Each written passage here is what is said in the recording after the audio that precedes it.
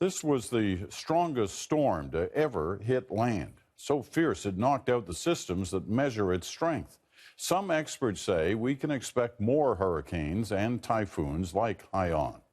Adrienne Arsenault explains why. Wrenching, yes. And as ugly as it sounds.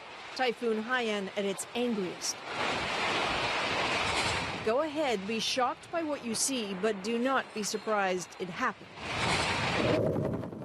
There might not be a nation on Earth with more reason to be afraid of nature. 184 natural disasters in just over a decade in the Philippines. Massive jarring earthquakes and increasingly deadly storms. The thousands of tiny islands cannot withstand much more, and neither, clearly, can the people. And today we say, I care. We can fix this. Let Poland and Warsaw be remembered forever as the place where we truly cared to stop this madness. The Philippines Climate Commissioner pleading with the UN. He made almost an identical speech last year after yet another catastrophe. I appeal to all, please, no more delays, no more excuses. What he knows is that modeling from climate scientists of all stripes suggests that as bad as it has been, Filipinos need to brace themselves for more. We may actually see a decrease in the total number of storms. Some of our computer models indicate that, but the strongest storms are expected to get stronger. Bad news for the Philippines, considered the most vulnerable place in the world to tropical storms. They sit at the long end of an area of warm water that extends to great depth, and there's no land between them and where those typhoons form. So the typhoons pick up all that heat energy and go barreling into the Philippines.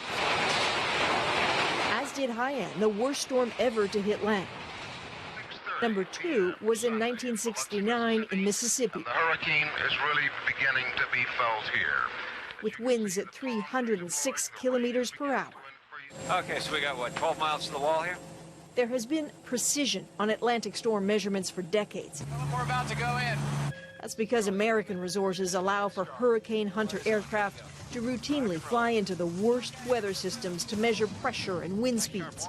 That hard data helps establish trends.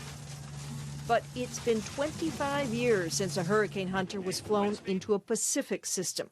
There just isn't the money regionally to pay for it. And the ability to measure systems from the ground there just got ruined. The Philippines was in the process of establishing weather stations. The typhoon destroyed them. It had just built this new radar dome, but the storm literally took its head off. The dome and data gone. So the bottom line is the storms there will get worse. Only measuring them and coping with them won't get any easier. Remember, the Philippines has a fragile economy and a population that can be hard to reach. This is the third deadly disaster in just under a year. And of course, there's another storm brewing in the Pacific. Peter? Senior correspondent Adrienne Arsenault here in Toronto tonight. Thanks, Adrienne.